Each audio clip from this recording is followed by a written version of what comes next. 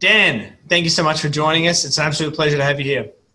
Yeah, absolutely. Thank you so much for having me, man. I'm looking forward to chatting with you. You are really welcome. So now, Dan, you have grown a ton since you've been part of the Coaching Institute. I know your story is that you were kind of overweight, you were unhealthy, you didn't really have any purpose. So I want you to, if you can please take us to that point and teach us how, or share with us how being part of this education helped you first develop self-leadership. Because one of the things we've been talking about is it's self-leadership, then it's leadership of others. And then we'll talk about how I know you're doing leadership coaching, and for example, you were sharing with me before, you're using the critical alignment model with real estate agents, which is amazing. Yeah. Let's go back to the beginning and just tell me share a little bit about your story of how you first developed the self-leadership and how you were able to do that through things like disruptive leadership and the critical alignment model. Yeah, it's such a great question, Matt. When I first started, I wasn't getting the results that I wanted in lots of areas in my life. With my relationship, I was very disconnected with my kids. I wasn't getting the results in my business that I wanted. And as a result of this course, I had to look into every area of my life and completely reinvent myself. And part of that was working on all of those different areas, things that I hadn't looked at, things that maybe I had ignored. And a big part of that was leaning into the coaching and the feedback from Sharon and from yourself and from my mentors at the Coaching Institute. That was a huge part of it. And it was a huge self-reflection, and it was quite confronting in the beginning. But then I started to see the results of, taking on that feedback and implementing that in my life. And then every area of my life started improving. I started getting fitter and healthier. My relationship with my wife improved. I had a deeper, more profound connection with my kids. So that was that deep internal, that self-leadership journey that you talk about, that really set me up for success in every area of my life. One of the things that I believe is really key to leadership is taking radical responsibility and ultimate responsibility.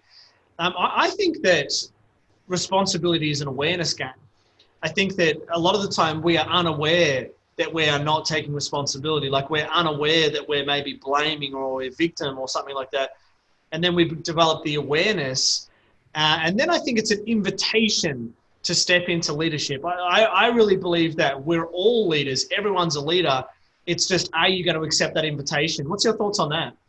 Yeah, I believe that everyone is a leader, and leaders aren't born, leaders are made. And yeah, leadership is the ultimate responsibility, right? You have to take responsibility for your own actions, your own personal growth, and then also you have to be responsible for other people's lives, their well-being, and all of those things. So it becomes a self-focused, but also an outwardly focused thing as well. And I think it's very easy to find reasons why we can't do anything, or blame other people, or blame the system, or blame different things of why we are not the way we are.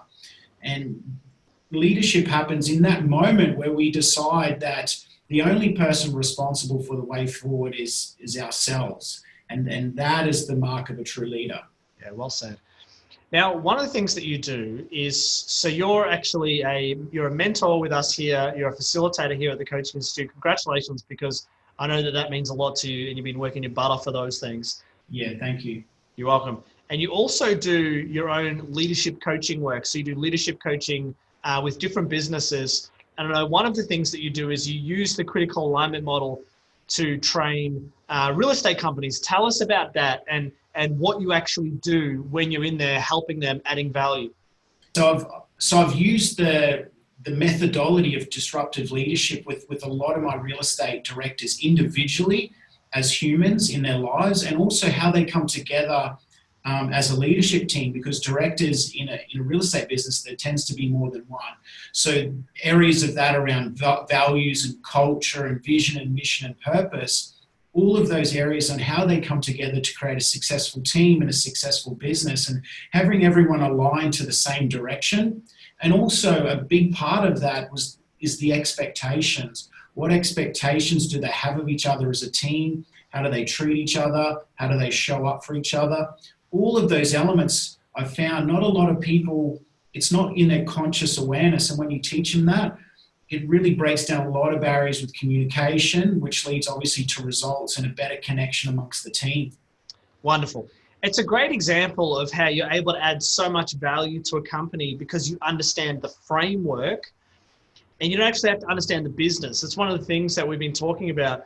I think a lot of people hold themselves back and they think, well, I don't know if I can actually help another leader or help a business grow because I don't understand what the business actually does. I'm not a technician in the business. But it's not about being a technician. It's about being someone who understands the framework. Did you have any thoughts like that when you first started? Like, I don't know about. I don't think you've been a real estate salesperson before. You can't walk in and say, I know what it's like to sell houses, but you've learnt this framework. Yeah, completely honest, I have no knowledge about the real estate industry, no knowledge about real estate business, anything like that. This is about humans and the framework inside the business. And I did have some of those fears at the start. I thought, who am I? I've never been in real estate. What will they think? But once I went in there with the framework and the methodology and they saw the results, then that gave me confidence even more so to replicate that with other businesses. And obviously referrals came from that and more speaking gigs and the evolution come from there. It's awesome. And what's the general feedback when you're sharing this with a business, when you're sitting down with them and saying, all right, let's have a look at your environment. Let's have a look at the structure and let's see where your gaps are. What's the general feedback that you get from the business as they're starting to implement this framework into their company? Well, it gives them a compass, especially when you talk about how values work and all of those things. And what a lot of them are stuck in the doing in the implementation phase, and they forget about the environment of how teams come together on a great culture. Like that's the backbone. And they've made big mistakes with hiring people before because they hire based on skill, but not based on a values or cultural match. And when they see those instant benefits, because every leader or every business knows the pain of a bad hire. I know you know what it's like. Like it takes a long time to manage people out of a business that aren't a fit when we get it wrong. So those instant benefits are so powerful. Yeah, good on you. It's fantastic. One of the other things we've been talking about on the broadcast is the importance of really helping people develop a brightness of future and making sure that we focus on developing the people, really developing the leaders, and not just having a business that's based on the mechanics of getting stuff done. It's about having the right people that are a values match and then also helping them become even better leaders. What's one of the things that you love personally about the work you get to do now when you're helping other leaders grow and other leaders improve? What do you love about that yourself? Oh, mate, I could talk about this for days. Like, I am so passionate about this because what I've found is, like, we spend a lot of time at work. And if you're in a bad environment and a bad culture, that has a flow-on effect to your clients, to your family, to your kids. Like, the flow-on effect to bad leadership is catastrophic. So the more we can equip leaders and teach them from being technicians to being leaders, that gives them the tool to empower themselves, but the flow on and how their team grows and the flow on to their families and all of those things. And that's a big lesson that I learned from Sharon and my time here is it's about the people. You get the people right. Like what she inspired in me, like she saw things inside me that I couldn't see myself. And what I teach the leaders based on the disruptive leadership framework is to see things inside themselves that they can't see themselves. And that's a wonderful, wonderful gift that has this huge flow-on effect through society. It's a really awesome point that it's not just about benefiting the business. It's like, how does that benefit the person's family? Like, let's remember that every leader inside the business is potentially a brother, a sister, a mother, a father, and we can help them flourish as individuals. And like you said, you know, you're at work so much, and you know, a lot of people have asked me, why are you at TCI? You've been at TCI for so long, and I just say, well, I don't really have a reason to leave. You know, like I'm in alignment with the mission. I'm in alignment with the values. I love the people. I love the work that we do. So it's a total match.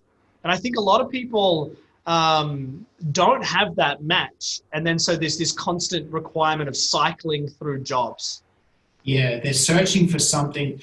They're searching for something that they think's external to them, but it's like it's a values mismatch. But they don't know that because they don't have the awareness of it. Yeah. And you're right. When you go to a place that nurtures your need for purpose and it meets all your needs through values and culture and all of those things, like that's what makes people lifetime invested in business. And the customers, the end result, are the people that benefit the most. What I've learned at TCI and this framework of disruptive leadership, and what Sharon's inspired in me, has not only given me the tools that I can go out and share with businesses, but these are things that can be replicatable to create financial success.